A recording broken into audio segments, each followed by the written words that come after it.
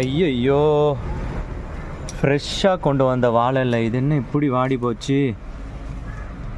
அடைச்ச மீன் இதில் சுருட்டி செய்யலான்னு எடுத்துகிட்டு வந்தேன், மறந்து வண்டிக்குள்ளேயே வச்சிட்ருக்கேன், இப்படி காஞ்சி போச்சு.